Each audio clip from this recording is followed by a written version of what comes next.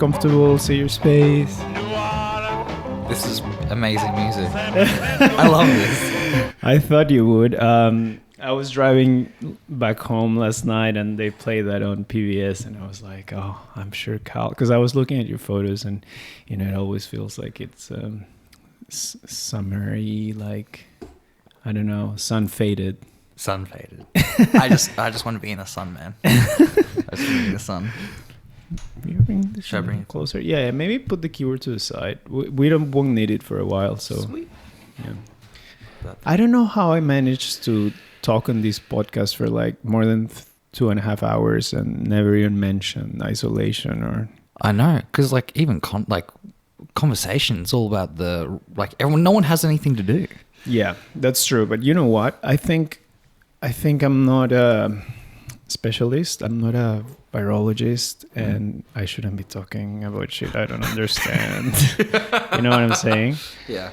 So the only thing I kind of I'm interested in is, and I know about a little bit, is photography. So I thought, I wanted to do this for a while. I might as well just explain what this whole idea is.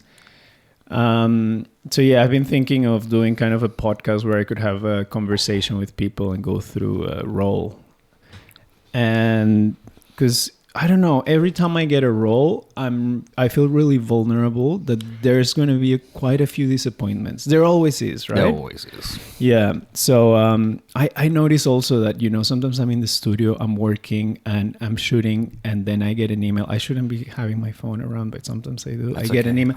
I won't double any. It's Thanks. okay. Whenever I drop a role at Halide or wherever, I get an email and that email... Is it Halide or Halide?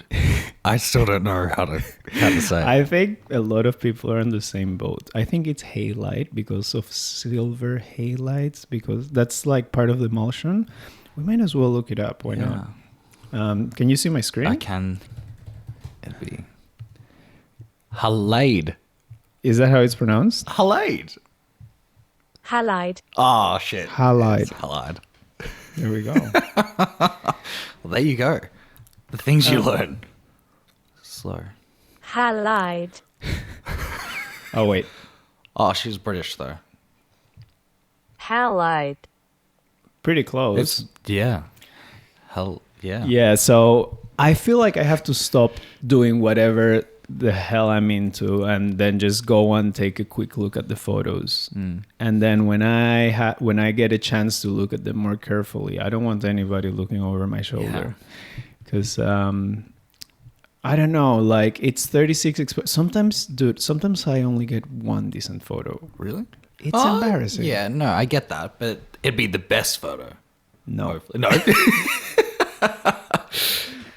No. No, I use film quite freely. Even though it's expensive. I feel that if you restrict yourself and think about the monetary value of each frame, then you're not going to get a good frame. Yeah. So I feel like it's when you let go and when you're just shooting because you want to shoot. Yeah. That's what I did the other day. And that's what the whole the role that I gave to you was all about. It was I don't usually shoot that stuff. Yeah. I'm just well, the whole point of being able to do this stuff is just shooting because you can, not because sometimes you do have a purpose or whatever, but to shoot just because you can, and because you enjoy it, then you get whatever it is. And I was willing to be I'm gonna get fucking no photos out of this, but gotta try, right? Yeah. Precisely. So you went out for a walk, I guess?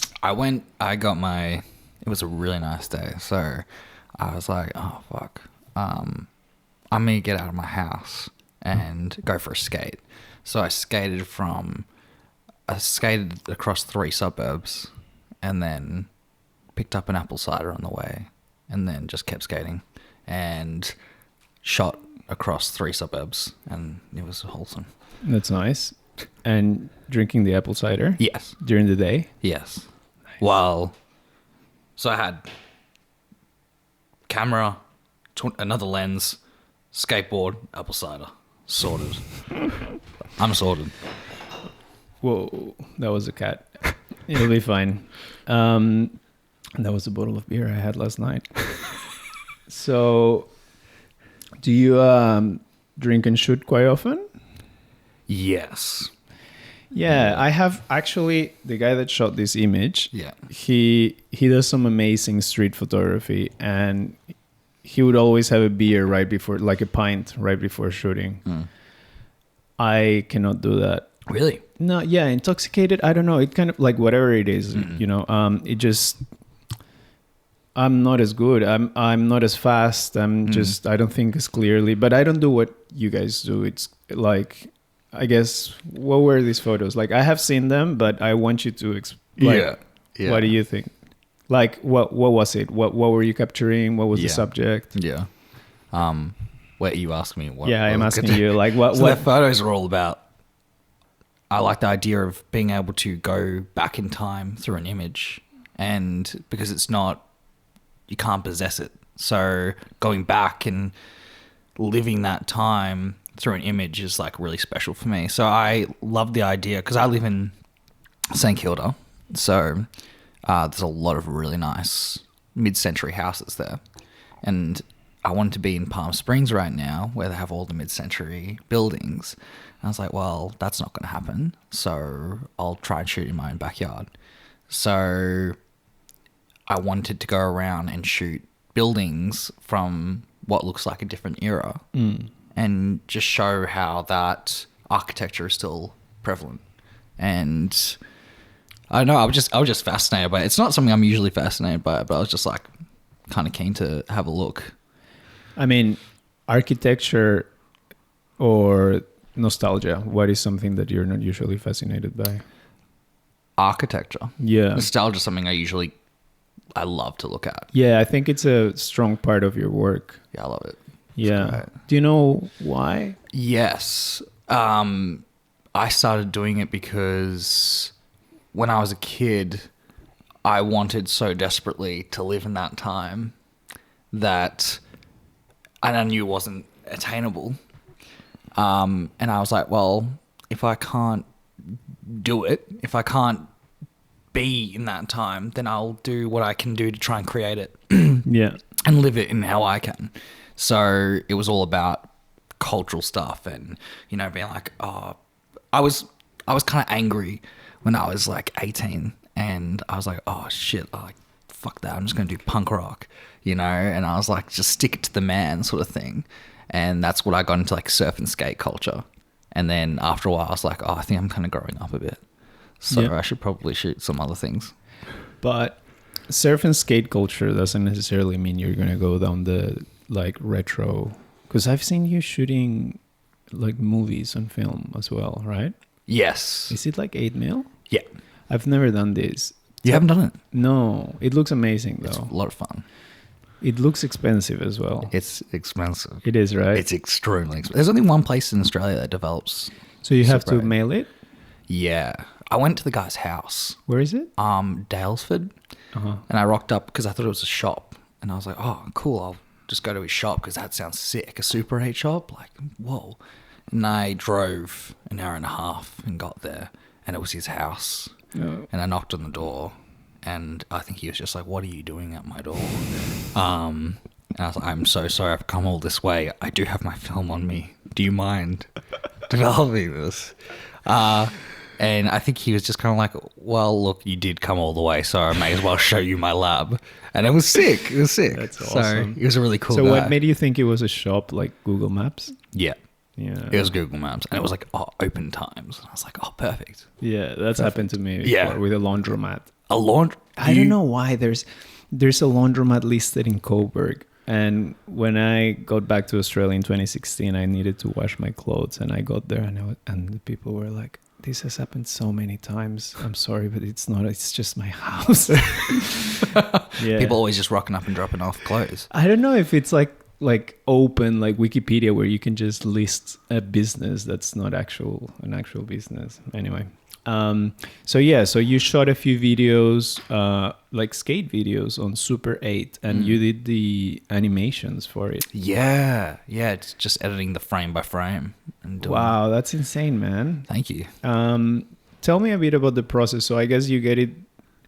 Was this film stock expired, or was it just that's how it looks? It's just how it looks. Yeah, because I was shooting.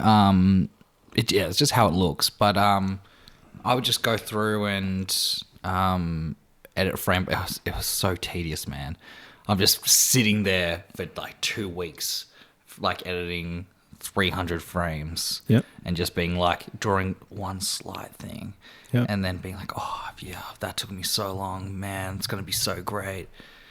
And then I go back and I play it, and it's like a few seconds of footage, and I'm like, well, that's shit. So but it's worth it. It's worth it in the end when you finally get everything back. It's interesting because obviously the animation is very time consuming. Yeah. But the final video, is it all right if we play it? Yeah, go for it. There was one that I remember that stood out. Oh, that one.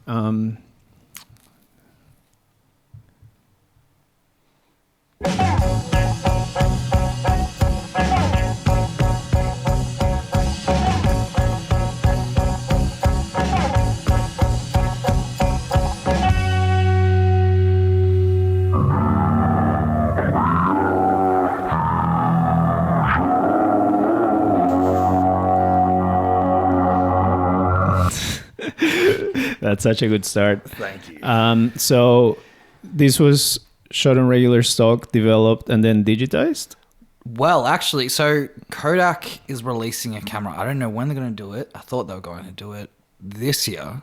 But they're producing a camera that's... it's a digital Super 8 camera. Okay. Which is really confusing in itself. Yeah. But the idea is that you can see everything you're filming on a screen, like outside of the camera. And I think you get I don't know how it works. I'm still really confused by it because they haven't released a whole lot about it. Well, there's digital film as well. Yeah. So like mini DV or something like that. Yeah, but you still use like the stock of... Yeah, I'm really... Yeah, I still don't know how it really works or how when they're gonna launch it. Yeah. But it looks really cool. I was like, yeah, I want to get this. This looks... Because it'll just make your work so much more efficient. And you can actually adjust the exposure levels and stuff like that rather than just trying to spitball it because it's so expensive. Yeah. And if you fuck up the exposure levels on it... Yeah. So with regular Super 8, you cannot adjust the aperture or the shutter speed? Or you can do frames, like you can adjust the frames per second. Yeah. But unless you're doing... It also depends on the camera because I have 2 cameras, which I've just been gifted. Yeah. And they're huge and so heavy. Yeah. And I got pulled over when I was in San Francisco for holding it because someone thought it was a gun. But they're really, really cool things. But this was all shot on digital on this new camera that they brought out. Oh yeah. So they were testing it out and they gave it to Girl Skateboards. And they pretty much shot this whole thing on the new camera to try it out. Yeah. So but it came out really well, but they still haven't actually launched the product. Yeah. What software did you use for the animation? After Effects. Oh yeah, I've never used that. Yeah. So it's interesting because it's very time consuming, very laborious, but then the final result looks very effortless. It looks like you're just scribbling on it. Yeah, exactly. Which is great. That's exactly, you never want the final stuff to look like it was a lot of work. Yeah, for sure. So yeah, I also saw a bunch of photos from travels. Like, well, you've been to San Francisco. I saw an interesting picture you took of a guy there that asked you for money for a hot dog. Yes. Yes, that was the guy looked like Samuel L. Jackson. Yeah, I swear. And he was just like, do you have money? Well, he said it in like a more Samuel L. Jackson way. Yeah, you know what? He was like, do you have money for a hot dog? And I was just like, oh, I don't, but I have a tiny bit of money. Here's my money. And I just touched down San Francisco that day. So I was like, holy shit. Was like, it the first stop in the States? Yes, it was. And I just touched down. I was like, holy shit, like, weed's illegal here. Yeah. And I was just like, well, like, I mean... What year was it? This was 2018. Okay. Yeah. Was it legal? Yeah. Oh, okay. Yeah, it was legal. In Cali, it was illegal at this point. Yeah. It's like the start of 2018. So it just became legal. Uh-huh. So I was like, oh, I'm just going to... You can just buy it? Like, I think you need to bring your passport, right? I just went in with my ID and they checked me off and said it's all good. And Like an American ID? no, just Australian. And it was all fine. Maybe it's because I look... Maybe... I don't know what it is. I don't know, but they were just like, yeah, it's fine. And I was like, that's great. So I got one of those like vegan brownie things and that was great. But I had it and sort of didn't really account for the fact that it was going to get me the way it did. And it did. And I ran out of battery on my phone. In the next 30 to 40 minutes, I ran out of battery on my phone. I was high as hell. And I was just stumbling around the streets of San Francisco with my camera being like, I'm just going to shoot some stuff. Oh. And that was when I started to panic. Did you have a hotel or an Airbnb? Yes, Okay. I did, but I didn't know where it was. And you hadn't checked in yet? Oh, of course, yeah. Yeah, and my phone was dead. So I was like, oh, this is kind of shit. But I was like, oh, I'm just going to make the most of it and just take some photos anyway. But you would have had the charger. I didn't have a charger. Oh, no. Yeah. Because sometimes... The portable charger? Or just a regular charger. You go get a coffee at Starbucks and then plug it in. The other problem is that most people don't account for the plugs being different in the States too. Well, I did that. I literally went to Starbucks because I was walking down the street and I was trying to get a taxi. Yeah. Because I was like, oh, I just get a taxi. I don't need my phone. And I did that. But of course, no one wanted to pick me up because in San Francisco, there's so many homeless people. And like, I'm just some long-haired Yahoo. And like, I hadn't slept in 24 hours and I probably looked homeless. On top of that, I'm holding this Super 8 camera and one taxi driver like went to pull over to pick me up and then saw I was holding a Super 8 camera and was like, no, I'm not picking this guy up. Like, I'm not ready for another shoot up. How long were you in San Francisco for? I was there for about a week. Okay. So it wasn't that long. It was between going through LA and San Fran. It was a really quick stopover. Mm-hmm. Shoot, get out, and yeah. Did you go to LA afterwards? Yeah, I did. So I went from San Francisco to LA. Driving? No, Okay. but I wanted to. I got a plane there, but I drove out to Joshua Tree. Oh yeah. Once I got to LA. Yeah, I haven't been to Joshua Tree, but that's a drive I've done many times from San Francisco to LA, back and forth, different times of my life. It's really great, man. Is that the Monterey Coast? No. I don't know. Monterey Coast? I think. Bay in California, it could be. I think Monterey is a little bit... Yeah, okay. So I've been to Santa Cruz. Yeah. And I don't think I've been to Monterey. So yeah, it would be. You could do it. Santa Cruz is great. I Yeah. mean, California is just amazing. Yeah. I've never been to Santa Cruz. I really want to go. Yeah. I think it's like a big skater town, right? Or surfer town as well. Surfer. Yeah. I've been there twice because I love craft beers. Do you? Yeah, huge fan. Really? I didn't know that. Yeah.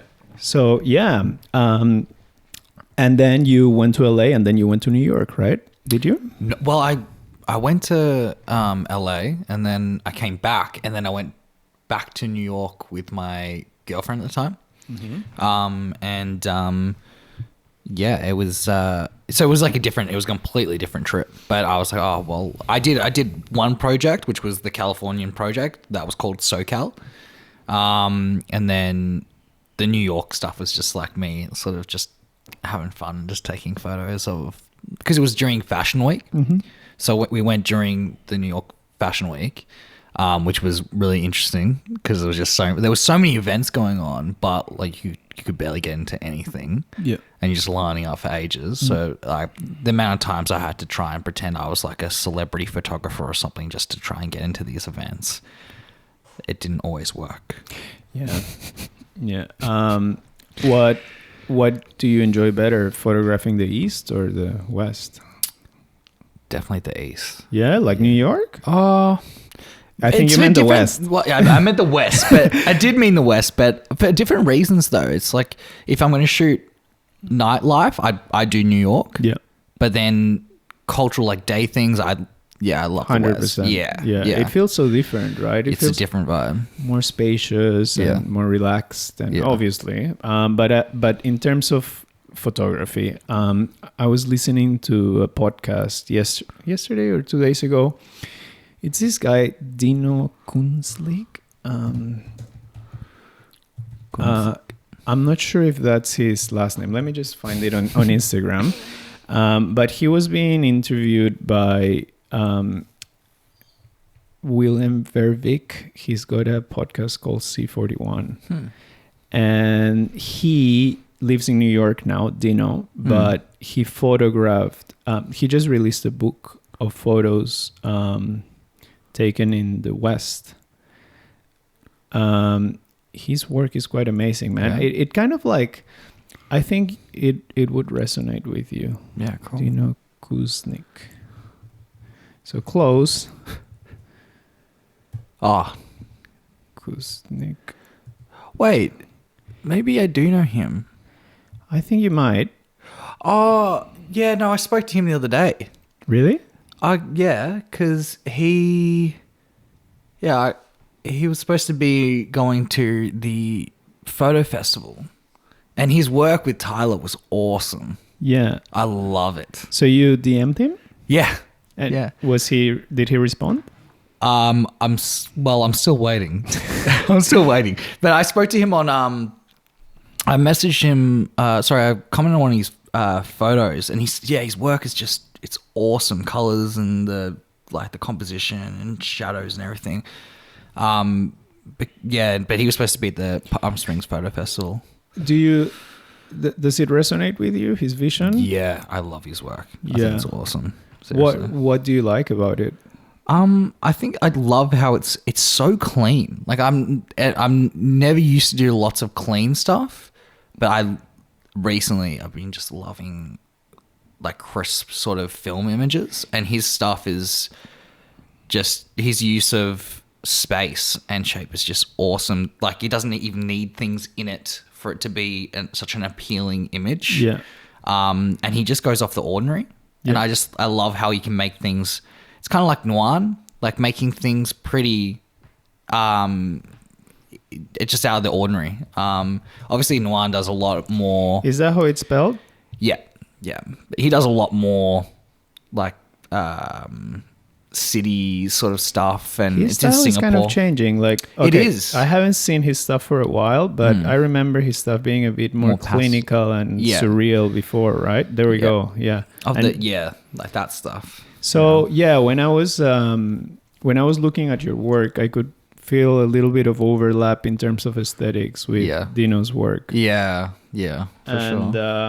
Like we kind of like commit to a style, but we're always going to branch out when we shoot, and it's not so pigeonholed. I love his stuff. You should have a listen to that podcast. Dino's one? Yeah, well, he's getting interviewed by this other guy. Okay, cool. And it's like a 45-minute interview, but he's very serious about the way he approaches photography in general. You know, he wakes up at 4 a.m. and really? Yeah. He plans every photo very carefully. Shit. Okay. So his work ethic is, he's not just driving around taking photos. No. He goes specifically to a place, and wakes up very early, goes to bed at certain time, and then now he's gotten that commission with Tyler, the creator. I think this podcast was recorded before he got that commission. Right. And he also got a commission for Tesla. Yeah, I saw that. Was that posted? It was there. This one? Yep. Is it? It says Tesla there. Oh, okay. Maybe Oh, okay. Yeah. So, I think this might be the photo that got him the gig. Ah. So apparently the people at Tesla, they saw that photo and they were like, this is just so different to the way we'd expect to advertise our brand. It is, yeah. But it looks like a scene of Mad Max or, It's cinematic. I love Exactly. it. All of his stuff is really cinematic. It's strange because they're all, like, most of them are vertical, but they still make you think of cinema. Like, for me, cinematic shots have to be horizontal a lot of times, but then I don't know. Do you know the work of Stephen Shore? No. So I was surprised that they never mentioned that in the podcast because he's the OG of traveling America and photographing the American landscape. Oh, wow. Cool. In my opinion, I don't know. There might be some other people that have done. I know William Eggleston and William Christenberry. So those three guys are the pioneers of color photography. Yeah. But Stephen Shore also photographed motels, which is what Dino is doing. I'm sure Dino knows about him. Yeah, it's just beautiful stuff. I love it. All shot on large format. If you give me anything with like an old car, I love. Why the fuck did they have to change the Why design? did they have to? Why did they have to? They had it right. They did. They had it right, but for safety, they did not have it right. So, but we have that. We have that figured out now. Yeah, we have it now. Let's go back to making it look pretty. So when you say that you're interested in kind of like going back in terms of nostalgia and your work and photography and time travel through photos, is there a decade that appeals to you in particular? It's ever changing. I think every year almost I get inspired by a new decade. And then I'm like, I want to look into that. Like a few years ago, it was 90s culture. Yeah, right. And then, and I made a series called 1990s Poses because like I'm born in 97. So I'm technically born in the 90s, but I'm a poser because like it's the end of the 90s. So I'm not really a 90s baby, sort of. But I did a series on that. And then I did a series on 70s culture. So I did a lot of 70s sort of stuff. So that was what the California stuff was, because that's where in SoCal where all the skateboarding, like the origins, like in Dogtown, stuff like that. So that was very much the 70s stuff. And then recently I've been looking more 60s. That's cool. So yeah. A lot to unpack there. So when you think of your childhood, it's always the 2000s. Yeah. Well, yeah. There was internet and... Yeah. Okay. Club Penguin, stuff like that. Yeah. So different. Yeah, my childhood was all the 90s. Like I remember Nirvana and Green Day and all that stuff. It's just part of like everyday culture. That's where internet. It's just whole different world. Very different. Yeah. I think, my like tail end of, or maybe the start of the millennials were, the last bunch that were not exposed to the internet at a really early age. If you could live in another time, what would it be? 1950s, but with civil rights. That's fair. And equality, and because it was a horrible time, the 1950s, in terms of feminism and how just people treated. But everything for me looked the way it should always look. Yeah. Like, well, I don't want any asbestos and any radium on my watches. None of that shit. I don't want radioactivity seeping through my life. But I love the Cadillacs. I love suits. I love the hairdos in women. It's so curvy and it's hard to... So much time put into it. Yeah.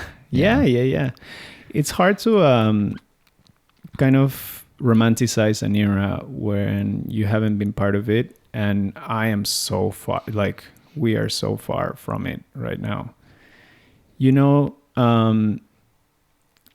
50 years from the 70s. It's insane. But I do watch a lot of films from the 50s You do? Yeah, a ton.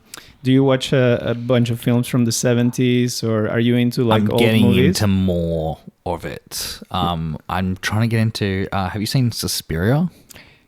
I have seen the original. That's what I'm talking about. The original one. Yeah, Because it was just re-released, right? It was, but I heard the original's amazing. I've been told by so many people to watch it. So I think that's going to be my next watch. Tom York did the film for the new one. Tom York from Radiohead. Oh, really? Really? Yeah. I think OK Computer came out the year you were born.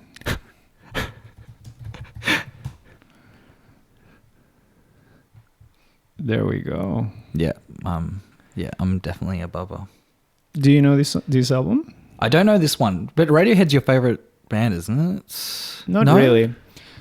That's a tough one, man. Yeah. Do you have a favorite band? I love Red Hot Chili Peppers. Yeah, they're sick. Yeah, I love Red Hot Chili Peppers. They have been around for so long. I just think they're fucking awesome. They are amazing. Yeah. I really like their earlier stuff particularly. Yeah. The new stuff I bought, and I was kind of not as much of a fan of it. Yeah. But yeah, Blood Sugar, Sex Magic, all that sort of stuff. Masterpiece. Yeah. Blood Sugar Sex Magic. What was the one before? The one produced by George Clinton from Parliament Funkadelic. That's a fucking amazing album. Jungle Boogie. Jungle Boogie. Something like that. Jungle Man. Jungle Man. And that's from the album Freaky Styley. Okay, have you checked that out? No, I haven't. Oh, dude. Is it good? Okay. I think you'd really dig this. All right. So it's very different to Blood Sugar Sex Magic. Yeah. It's way more punk, more aggressive. Okay. So it was, when they came out, they were called like Too White for Black Radio and Too Black for White Radio. Really? yeah. It's Cause a hard medium. yeah, they're sick.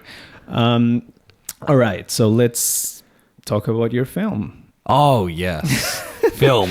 Let's look at photos. Let's look at the photos. Yeah, I mean, we've digressed quite a bit. So is there any photo that you remember from the film that kind of like was a standout? You know, sometimes when we're shooting, we go like, this is going to be a good one. Yeah. Yeah. Yes, there was. There was a building, I think it's towards the end of the roll, that I just was like, this is sick. Like, I just thought it was awesome. And it reminded me so much of, because I had these huge bushes out the front and they were all like trimmed, and the building itself, and it was all just very 50s, 60s sort of era. Yep. And it looked so cool. And it kind of reminded me of, what did it remind me of? It kind of reminded me of Slim Aarons a bit. Slim Aarons? Yeah. I don't know who that is. So Slim Aarons is, he would shoot celebrities. And in the 60s. Look, 70s maybe? 70s? No, 70s, sorry. Wow, that's... This is what, like the hair that you're sort of talking about? No, this is a bit later. Yeah. This is 70s. Yeah. But yeah, in terms of elaboration. So this is a house designed by Richard Neutra, I think.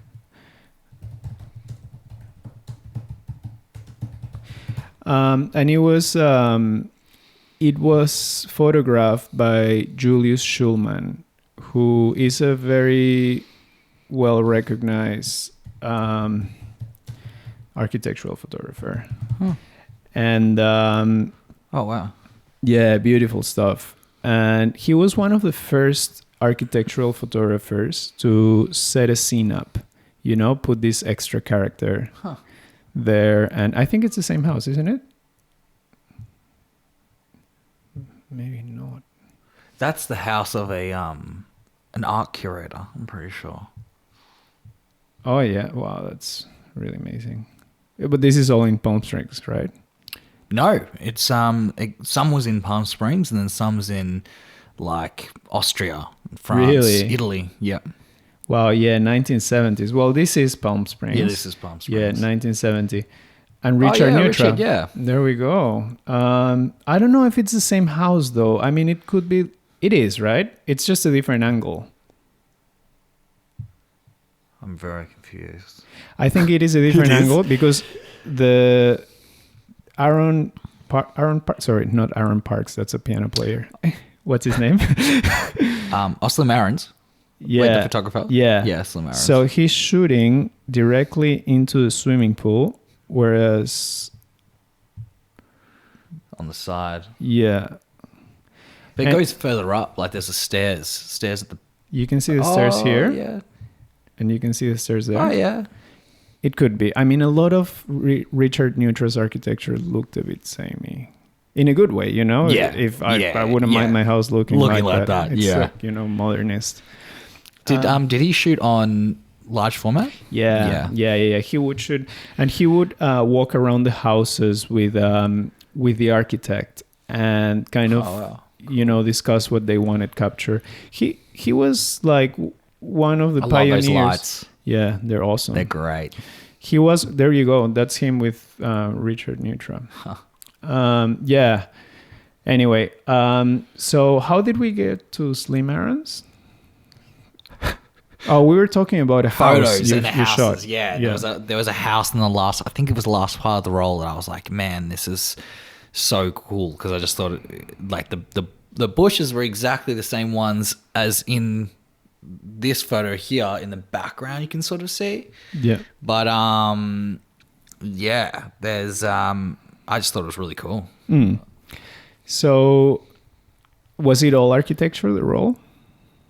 I think so. I think it was, yeah. That's cool. Is that something you do? Like, I'm going to do this role dedicated to something, or it's all around the place? Like, I think it was for this role. I was like, I knew that because I was shooting on Ep.3, and I've never shot Ep.3 before. Yeah. So that was a really new thing that I was kind of like, oh man, I've heard a lot of mixed things about it, but I know for a lot of people who shoot Fuji, they're like, oh man, if I'm going to shoot like Kodak, I'm going to shoot Ep.3. Yep. And I'm like, okay, cool. Well, I was like, I'll just give it a whirl because during this time, I'm like, oh, I want to just try new things. Did you get it online? No, I got it. Well, I got it delivered from. I got it from Michael's. Just got a bulk order of a few different things. Oh yeah. So I didn't want to buy like a whole bunch of Ep.3 if I didn't like it. So I just wanted to try it out. So I've heard Ep.3 is really good for landscapes. Is that what? Yeah, that's what I've heard as well. Like very saturated colors, right? Yeah. And I kind of, I didn't really know too much about it. I was just like, well, what's the best shooting conditions for it? And then there was that nice day, and I was like, well, I really feel like shooting today. Yeah. I read that it was really bad for portraits. Yeah, that's what I also... But you can still do it. Yeah, because there's a few guides on how to shoot portraits with it. I haven't really gotten around. Personally, I'd rather just shoot on you know, Portra or even Pro 400H for me. Yep. If I just going to do portraits. But this is pretty good. Like, I think that's pretty good. That looks amazing. Yeah, it's great. I mean, we don't know how much that has been like color corrected though. Yeah. Yeah, that's the trick whenever you see film online these days. Yeah, exactly. So you usually shoot on Portra? Yeah. Yeah. Yeah. I used to shoot Pro 400H. Yeah. Which was a lot of the stuff that I did for America. Uh-huh. So the colors are so different for the shots I did in America compared to like my work nowadays. But yeah, I shoot Portra 400 now. Do you color correct? Not really. No, I think I darken my shadows, and just make my whites sort of pop a bit more. Yeah. But that's it. No white balance or tint? No tint. No, nothing like that. All right. That's interesting. Because I think they do a bit of color correction wherever you drop off your film, you know? Oh, really? I think they would, yeah. At Halide? Was that how it's pronounced? Isn't it? Halide? I'm sure you've got better memory for English pronunciations than I do. Halide.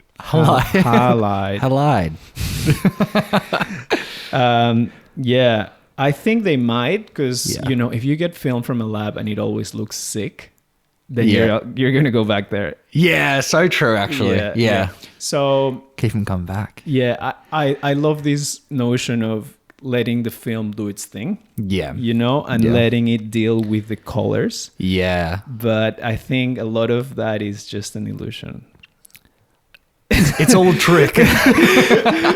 Don't get me wrong. I love film and I love how it renders contrast and, and color in general. It's just very smooth and amongst other things. Yeah. So yeah, we should take a look at the photos. I'm very nervous. Why, man? I think this was a really experimental thing for me, and I was just like, I'm excited just to shoot for the sake of shooting. And I think that's a really good way of approaching just shooting in general, whether it's a roll or whether it's digital.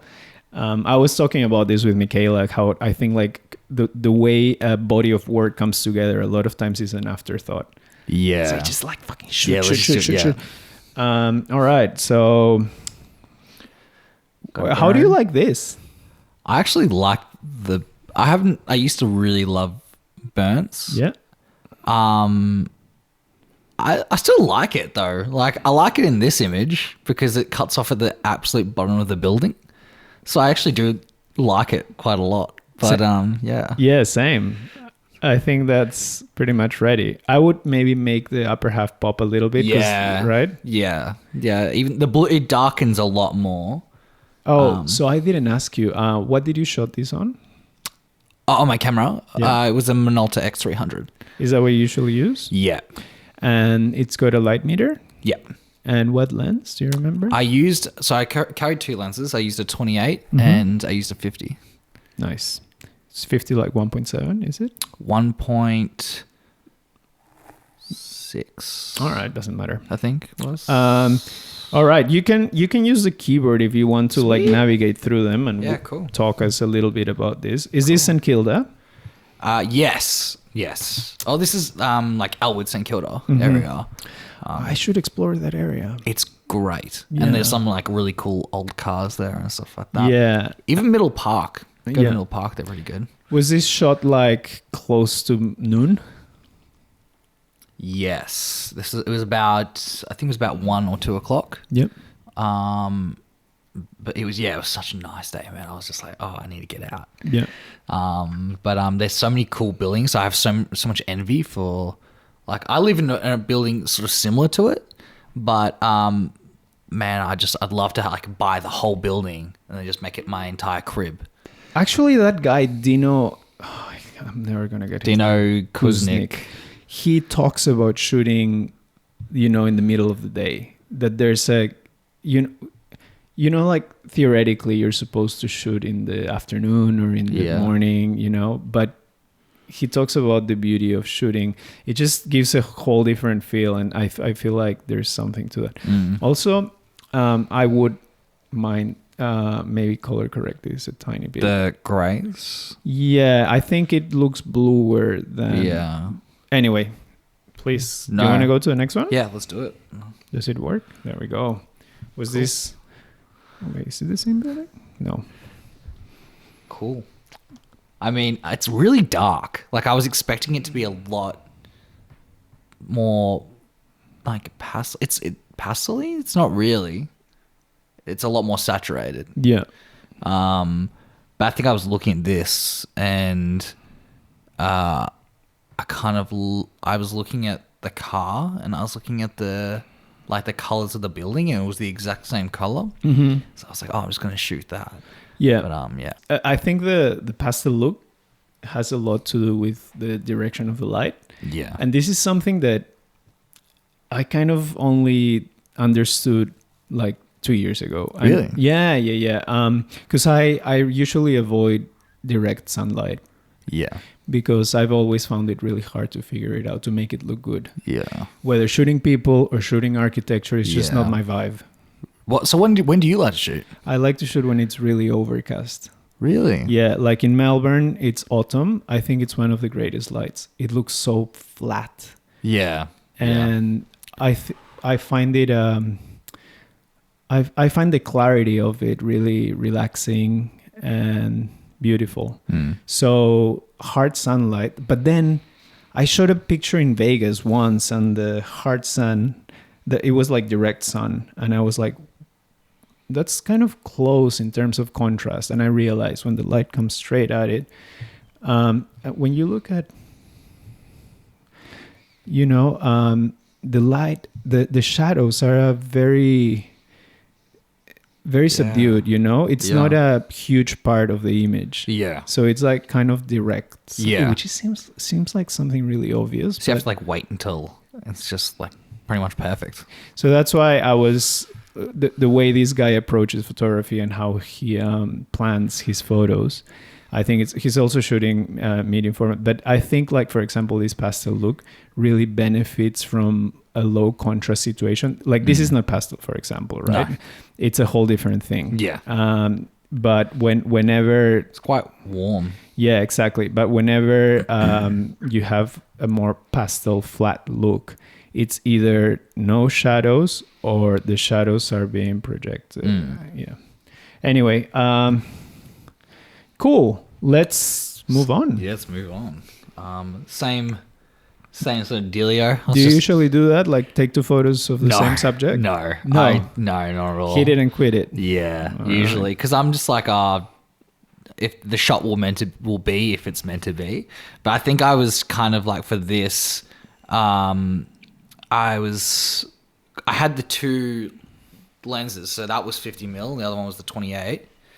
I was just trying to get different perspectives on it, but like I wasn't sure how this. I'm not stoked with these, to be honest with you, because I'm not like I don't find it really appealing.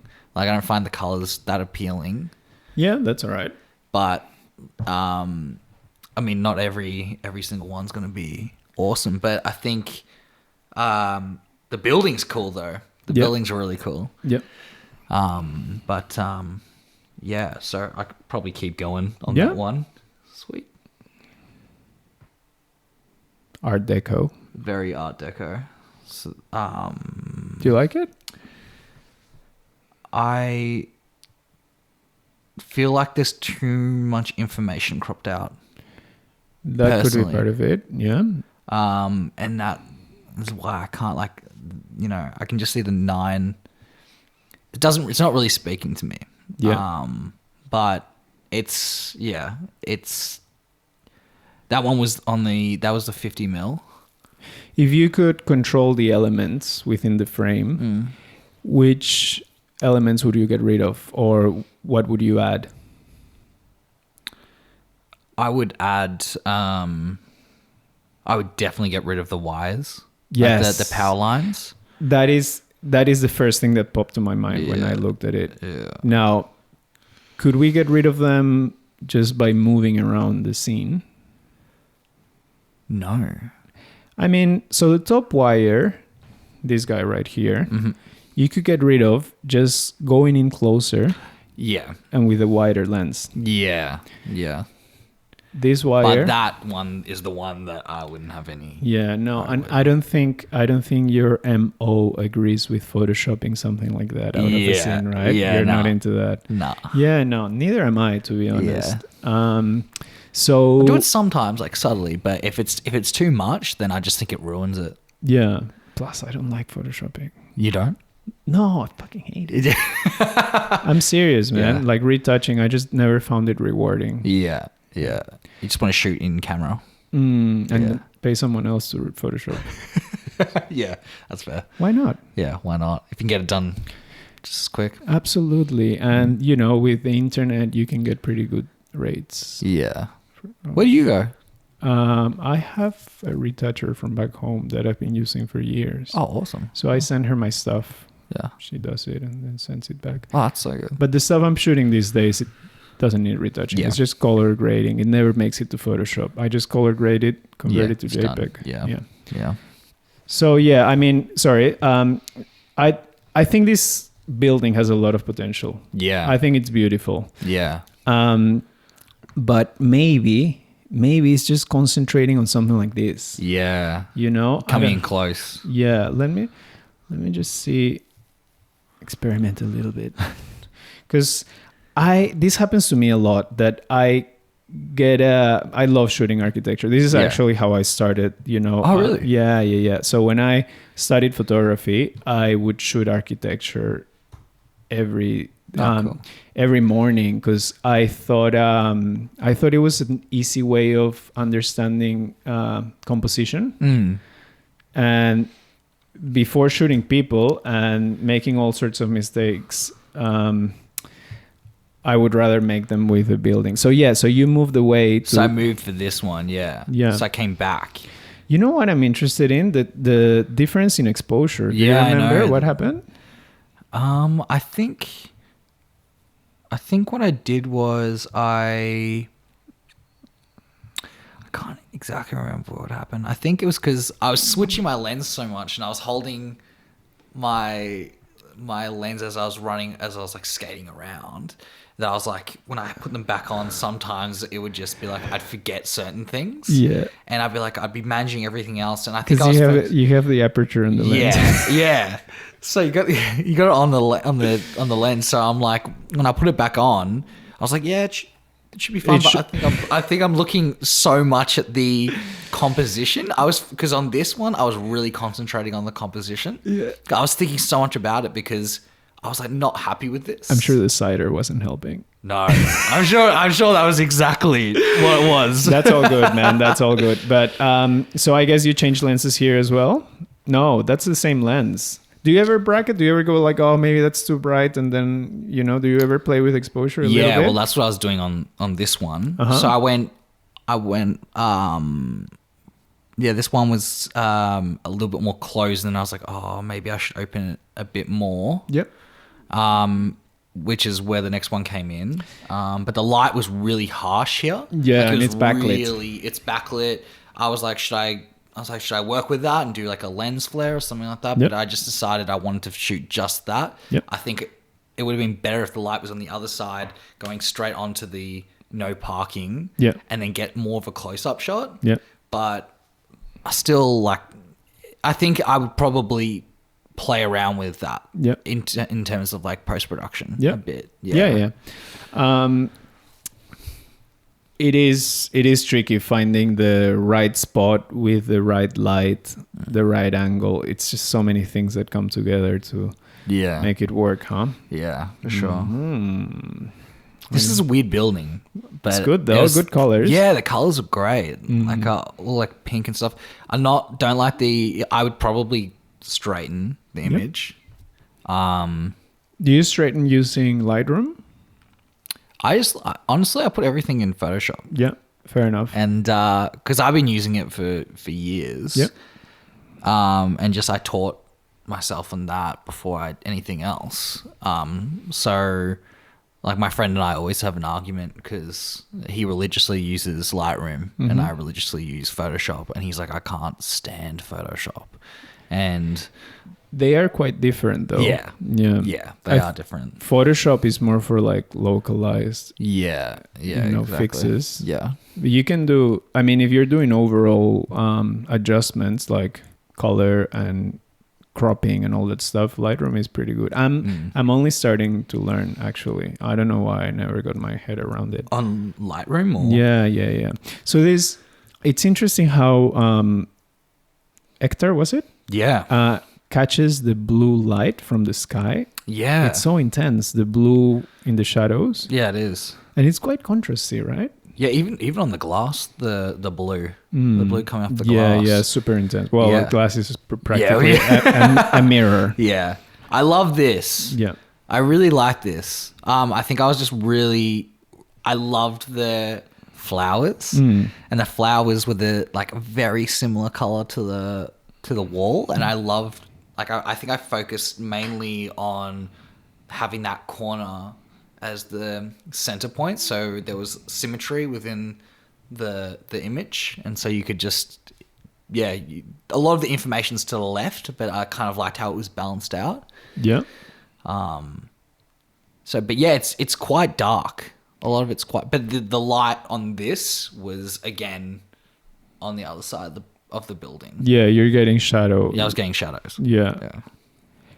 And then the next one, that one's. Oh yeah, I was trying to focus on the on that light coming through in the background. That was the main thing. So I'd probably crop this Yep. and have that focus, because right now a lot of the light from the left-hand side is taking up a lot of the subject matter. Yeah. So it's the same building, but Yeah. it's such a different approach. It is. Which Yeah. one do you like better? I think I prefer the other one more. This one? Yeah, purely Alright. because I feel like it's more in focus. Yep. The other one's got a lens. Oh, this one's got a lens flare as well. Yeah, they both do. They both do. And then you did the Yeah, same exposure from the first one. Yeah. Yeah. But yeah, I'm not super happy with those ones. I've shot that building before on Portra and it came out so well. Yeah. Because the colors were Did great. you post it? Yeah, I posted it. Do you remember where it was? Yes, I do. Let's go down.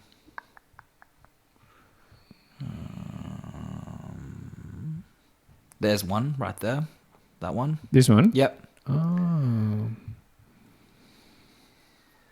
All right. So that was one of them. And Where then was that inside? it's right where you've got. Oh, you can use the mouse to Oh, point. cool. So it's literally So if you click on it to wake it up, and then you should. sweet. Yeah. So it was literally right there. That was where that one was. This time you didn't go inside.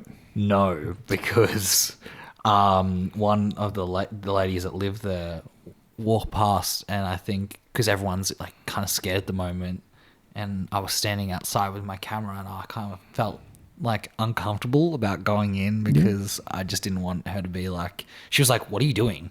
It's like, "Oh, just nice building," and then just skated away. But you're not doing anything wrong. No, I'm not. So you can just tell her, I just find this building really beautiful and I want to photograph it. True, but I feel like it's because I look like a thug. You don't. Are you sure? I'm pretty sure, man. I think photography is important enough for both of us. Yeah. That we can just tell people what we're doing. Yeah. There's nothing shameful about it. If you find something beautiful, fuck Yeah. them if they don't. Yeah. Not true. That's good. So was there another photo of this building here? Yeah, for sure. If you keep going down, it should be coming up. If it loads. Or do we have one? Oh, here we go. There we go. This one? Yep, that one there. Nice. Okay, so we go back to, shadows are less of a prominent part here. So Yeah. the colors can pop through. Yeah. So I don't think it was necessarily the film itself. It was the shadows. Yeah, the light. The light, is yeah. super important when Yeah. shooting. So yeah, it's really tough to shoot with hard shadows. I mean, that's funny because I thought, if anything, I was like, oh, this lighting condition is going to be great for this film. Yeah. And it's kind of like, I'm stoked that I tried it, because it's Yeah. like, now I'm like, okay, well, I probably wouldn't shoot this during this point of time. Yeah. Yeah. Also, there's a weird blue bias to it. Yeah, there is. So if we just, that doesn't make it much better. Very, very good. Finally. So I think that the something really strong is the light coming straight at the subject. Yeah.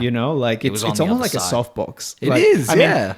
obviously not a softbox because the shadows are super But defined. like over the... But what I meant is like studio lighting. Yeah. You rarely have a studio light behind the subject. I do sometimes, but usually you have it here. Yeah. And it's very flattering, and everything kind of has the same. It's just this perception of volume makes so much more sense than a backlit subject. Yeah. How do you like this one? I really like this one.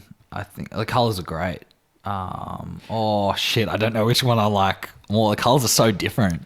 Yeah, I mean that can be evened out. Yeah, of course, but there's like the ones like more like the pinks definitely. Oh yeah, true. This one looks a bit greener as well. Yeah, I think I prefer that one just purely due to the framing. Yeah. There's a bit more space here, huh? Yeah, for sure. Oh, but that can be done. Sweet. I really like this image, Yeah. man. First of all, it's very economical. There's Yeah. not a lot in the frame. No. And whatever we have on the frame is very clean, it's very Yeah. clean lines. Yeah. There's only a sky, a bit of vegetation, and then Yeah. and the colors are very agreeable. These guys over here don't bother me really. Yeah. I think I've been here. Yeah, this is on the Esplanade. Yeah, I have. But I was kind of like, I haven't really seen old toilets like that for a while. So Yeah. I was like, maybe I'll just try and shoot it. Mhm. But yeah, I'm not a huge fan, to be honest with you. That's all right. Shadow play. Shadow play, yeah. Again, I don't know. I think shadows don't. I don't think I've never had an experience of photographing them really successfully in color negative. For some reason, they just look kind of like not as sharp as they do in real Yeah. life. Like I'm not a huge. If I was shooting on Tri-X, I would. That would be awesome. Yeah. That'd be awesome. But or even Delta. Yeah, it could be that color adds another element that distracts from what you're really trying to highlight, which is just the shadow play, right? Yeah, for sure. I like this actually. Yeah, I don't mind that one. It's Yeah. quite good. Yeah. The light was. I do remember the light being quite good on that because I wouldn't ever shoot anything like that, like ever. Really? Never. I only shot that because I was like, the light's nice, colors are nice. Yeah. So, And okay, the colors are that blue is yeah. It's not. Yeah. nice. Have you seen this building? No, man, where is it? So this building's in it's on Barclay Street, obviously. But I don't. Barclay Street is in Kildare as yeah, well. yeah. But it's really cool because it's an old milk bar, Mm-hmm. and it's also like you can shoot in there. Oh, So yeah. it's like the guy's like literally hires out the venue for people to come in and do shoots, and it's so old and it's really really cool. Is that what it's still called? Yeah, Jerry's Milk Bar. Yeah, there it is. Oh wow. Yeah. So it's got a really old school vibe to it. That's sick. That's cool. Have you shot there? I haven't shot inside it, but I'd love to. That's amazing. Yeah. And have you had a coffee or something? I've had a coffee. Yeah. Was it good? It was a really good coffee. Beautiful. And they have those old candy machines. You put in like the dollar and you pull down the lever, and then that gives you like the chocolates. It's pretty cool. Sick. It's definitely worth checking out. All right. Cute. This is an interesting film, man. It looks so different. It does look different. All of the highlights are just like almost gone. It's very blown. Yeah, well, that was on a yellow building. And the sun, again, I think it's more about the light. Yeah. Because the light was just... Everywhere I was shooting was just really either... Like, that was quite direct. And because it was yellow, I feel like it's going to bounce a lot more. Mm-hmm. So it was quite harsh. Mm-hmm. But yeah. Focus. Oops. No go. Yeah. Happens to all of us. I like that. Yeah, that's not bad. I like that. That does work. This building was really cool, and I was just kind of like, it feels like almost like Cuba. Yeah. Or something like that. Awesome chord. Am I going to find it like this? Obviously not, right? Maybe not. St. Kilda, if you do. Yes. Yeah, there you go. There you go. Mission. That's a mission apartment. That's cool.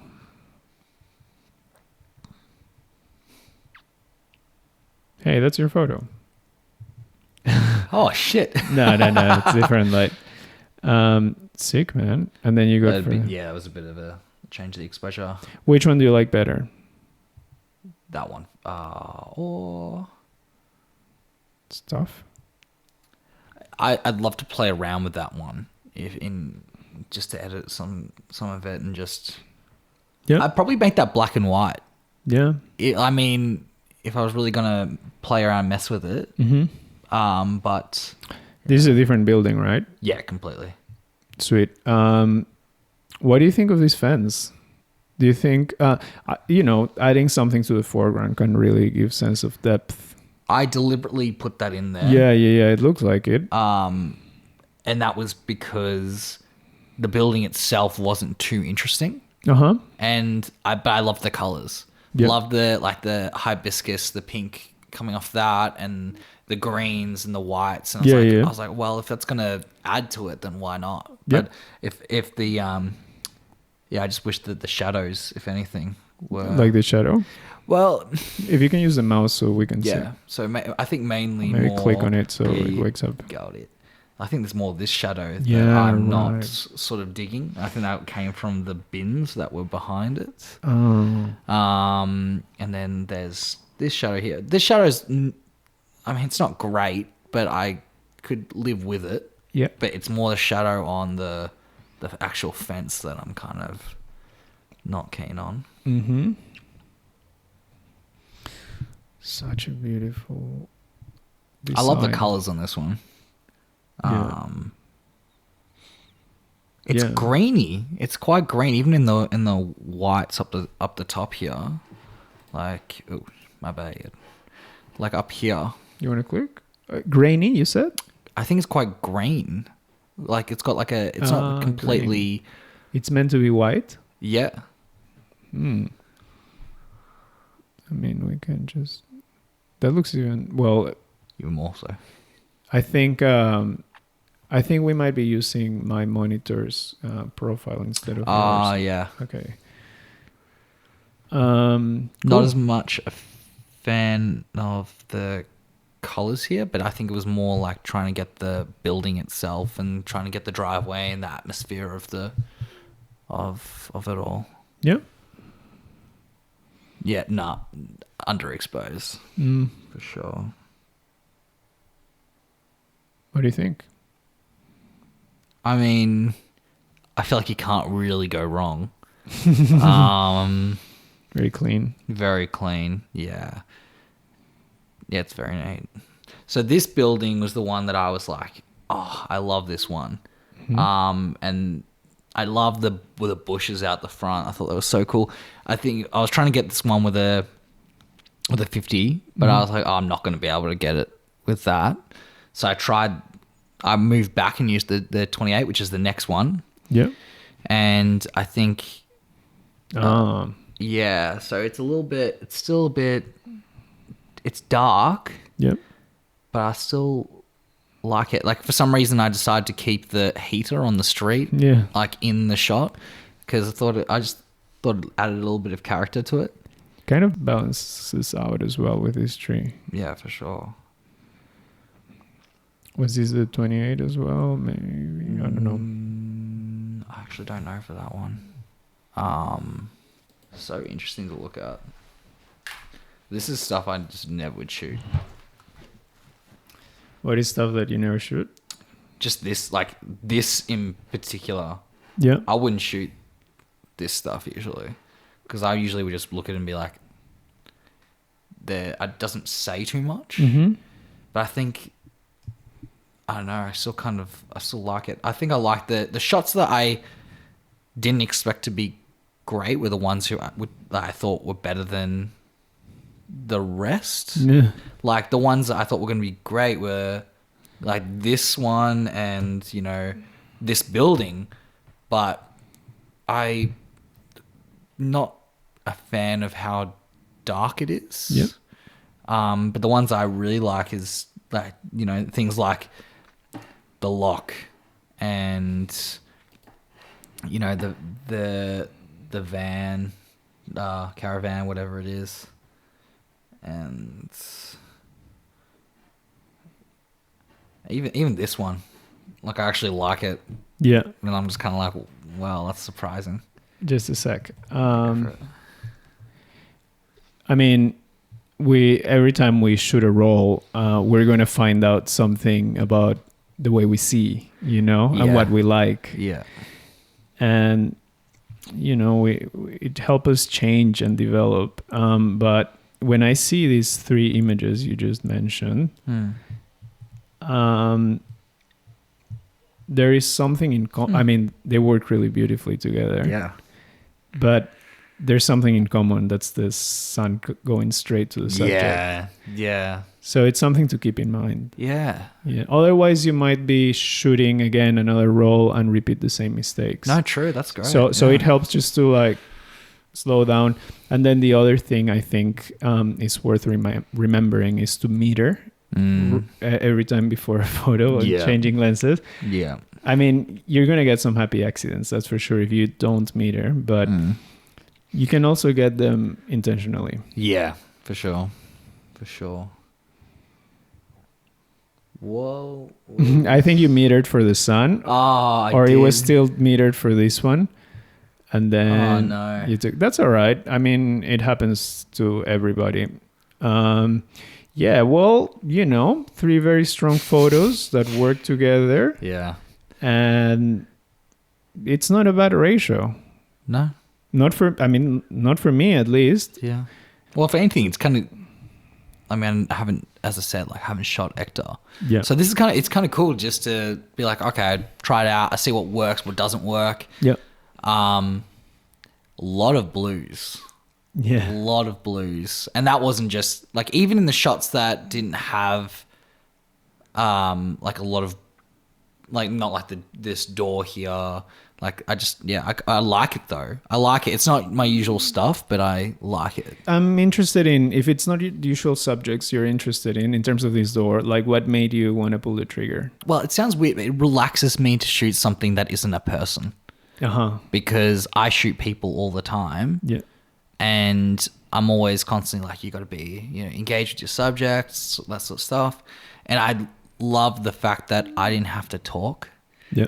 Because I feel like I talk too much.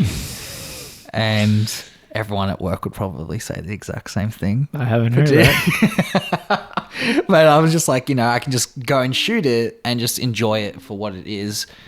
And yeah, that's pretty much what it was all about. Yeah. I mean, these are great. These 3 images are great.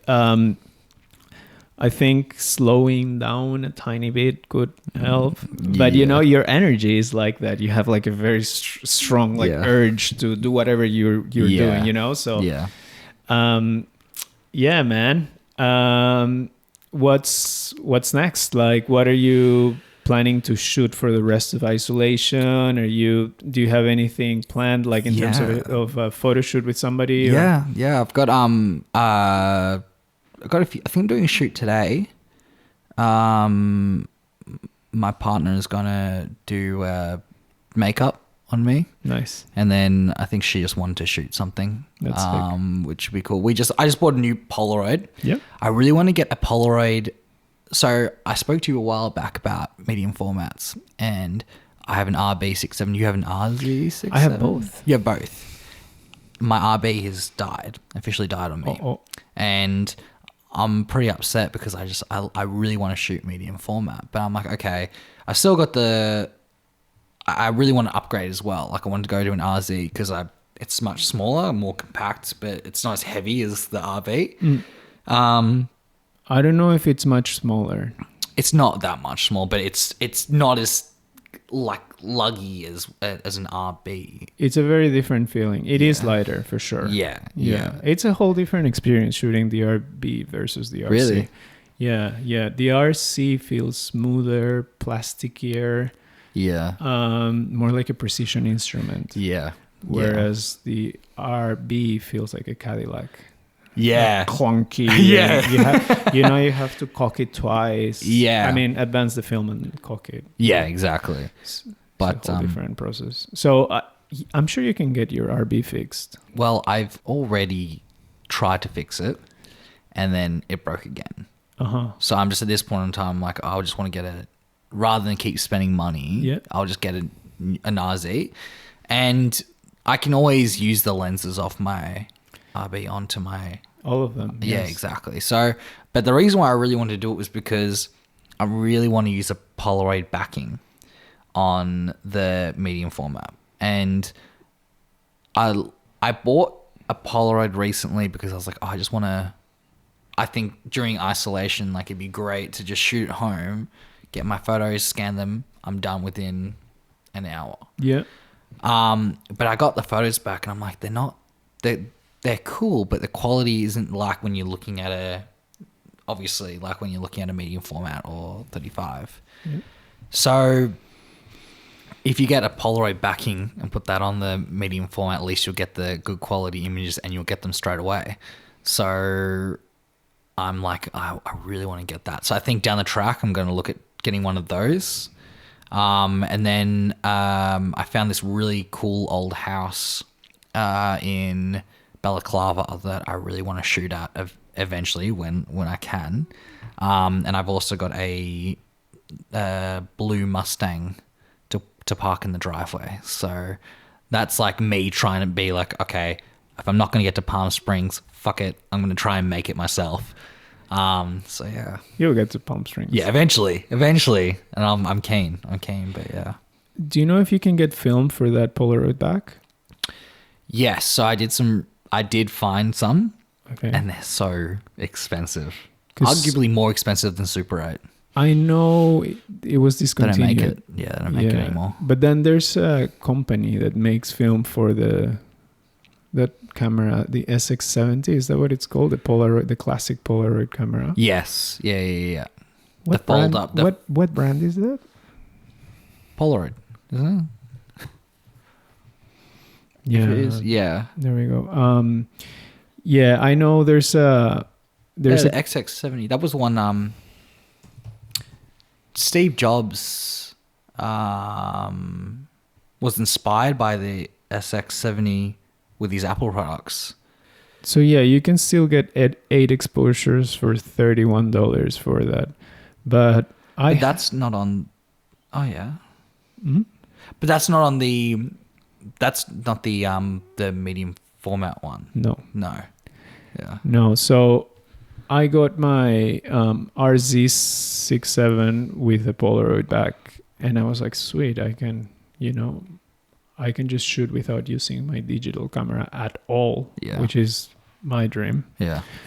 But I couldn't get any film. Now, this was 2017, Yeah. so they might have re-released it. I don't know, in the film world, it keeps on changing. It changes really quickly. So what I did see is a tutorial online to adapt maybe this type of film or some other type of film to the back. Really? Yeah. It wasn't simple. It wasn't easy. And you needed a light, tight box, like the ones you used to load a 4x5 camera, film canister or whatever it is. But it could be done. And it was tempting, but not. Yeah, I don't know, getting Polaroid, but I do, and they showed you some examples, and it's really sharp because you're using all the Mamiya optics, and and if you're using, like, there's that lens for the RC, which is I think 210 2.8. So it's the lens most people. No, it's not 80. Oh fuck! I have that lens. I use it a lot. I just don't think about focal lengths, and I just know the lens, and I know that You hold it. I just put it on, and I know how it's gonna look. Yeah. But it's the king of the lenses for the RC. So, yeah, man. I've got mine in the studio. If you want to shoot a roll through it, That'd be great. whenever we reopen, you're welcome to, as long as you keep it in the studio. Rachel did that, and I think she was tempted to get one. Really? It's become really hot, the RC. I don't know why. Do you know? I think a lot of YouTubers started using it. Yeah, and Facebook groups. A lot of Facebook, like, film photography groups who use the RZ. Yeah. And I went on and I asked the homies. I just was like, hey, homies, RZ or RB need some help. And it was either that or it was a Pentax 6.7. Yeah, and everyone was just like, it was very, very split, but people were just like, just go RZ. And everyone was like, oh, I love my RZ. So I was like, well, I haven't heard anything bad about it. So I think it's just a trending. It's kind of like when I can't remember who it was, but when the contact there was a Contax The 645 yeah with autofocus, a Yeah. medium format film camera with autofocus.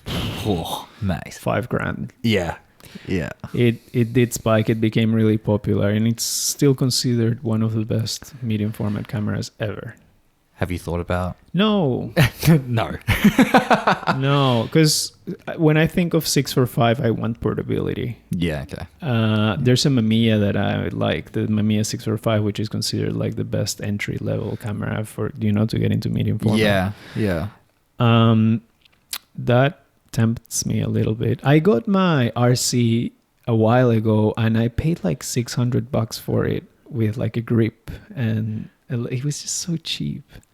But now they're like over like 1,500 or more, right? yeah The like RC? I'm looking I'm like it's gonna cost like 1.3 Yeah. but that's because I'm also being like I want to get the Polaroid backing. I'll let you have mine, man. Borrow it. Thank Not you. have it. They might actually re-release. I was like, what am I going to do with this paperweight? True.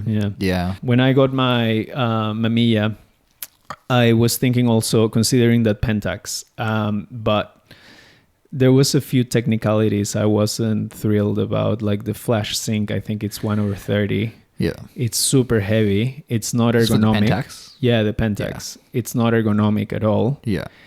And I thought, how come nobody's getting the Mamiya? It's just technically such a great camera. Yeah. It's such a workhorse. Yeah. Yeah. So that's what you're thinking. That's what I'm thinking. The Yeah. RC. That's the plan. You don't have any medium format? Well, I just have the RB, but But it's not working. no, it's not working. And 35, you have the Minolta. Yeah, I have X300. I just bought a point and shoot, a Minolta Riva 115, which I got because I was really interested because do you know Ren Hang? Yeah. Ren Hang shot a lot of his stuff on that. Yeah. And he just didn't give a shit about like the like how much it was. He was just like, well, just take the shot. And I was really interested by that, so I just bought that. So I'm going to give that a test run, see how that goes. I'm going to do some nighttime shots. You're really into photo books, right? Love photo books, man. Yeah, Love photo books. it's such a different experience to looking at photos online. It actually, like, holding something, it's like records. Yeah. Like, holding something gives you a deeper appreciation for it. And if you can go through and just, like, actually, like, there's nothing better than just, like, having a coffee and, like, flipping through someone's work and holding, like, this passion that they've put into it. So, like, a few weeks ago, I was sitting on my couch and I was like, fucking, I'm going to buy all these books. So I ended up buying, like, 3 books. That's good, man. And then I was like, I felt really guilty, and I was like, oh no, like education. So like, it's worth it. Yeah. Don't feel guilty about buying books. You brought the Ren Hang book to the studio, right? I did, yeah. I think like 95% of the photos were taken with flash on camera, right? Yeah, it was just like a speed light thing, yeah. Was he ever interviewed, or did he ever talk about why that is? I don't know. Yeah, I right. honestly don't know. He was an interesting character, Yeah. to say the least. Exactly. I mean, when you look at the flashed photos, you think, oh, maybe I don't know. My first instinct when I look at somebody that takes a lot of flash photos is like, maybe they don't know how to use available or natural light, or, it's a kind of like a limited vocabulary. But then when you see him shoot natural light, it's like a motherfucker, so good. He's incredible. Yeah. He's awesome. He's got some incredible work. Weird work, but awesome nonetheless. Those are the best ones, right? Yeah. That other guy you brought, what was his name? That was Slim Aaron's. Was it? No, you brought a different guy. Frank Oakenfels. Yeah, right. Yeah. I didn't know about this guy. Is he strictly a photographer or more like a curator? No, he's a photographer. He Oakenfels, Okenfels. Like that? I didn't follow your other There we one. go. Yeah, right. So I wasn't sure because there's so many like drawings. And, Yeah, it's like image making. But his technical ability is also insane. He's one of those guys that just doesn't care. He'll just go and he'll go like, even if it isn't expired, if your camera is dinged up, I will still shoot on it because I want to see what I can get out of it. Is he still around? Yeah. He was going to be at the Palm Springs Photo Festival. Nice. But yeah, he shot David Bowie and. Was this the book? Yeah, that was the book. Yeah. So and then he does the interventions as well. Do you know if he draws on the pictures or? I have no idea how he goes about it. Yeah, it's interesting. I get the feeling that he might. I think like these are all his work intervened by himself. Yeah. But I wouldn't know because, to be honest, before you brought that book in, I was just working one morning and you bring this massive book and you're like, take a look. Have a look. It took me out of whatever I was doing to a whole different universe. And it's somebody that I had never kind of been exposed to his work. Yeah, I know, right? It's very dark. 90s, right? Like most of his I'd say so, yeah. Because when I see those photos of Bowie, he looks like. But if you have a look, he's shot like Breaking Bad, like the poster for Breaking Bad and American Horror Story. Yeah. He shot this. Yep. That's so different. Yeah, I know. He shot Snoop Dogg. Like. Yeah, right. So he's a working professional photographer.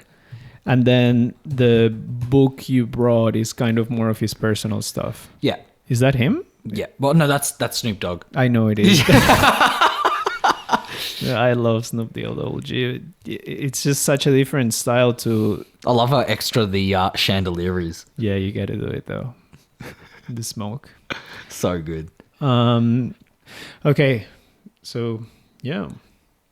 Thank you very much. Thank you for having me.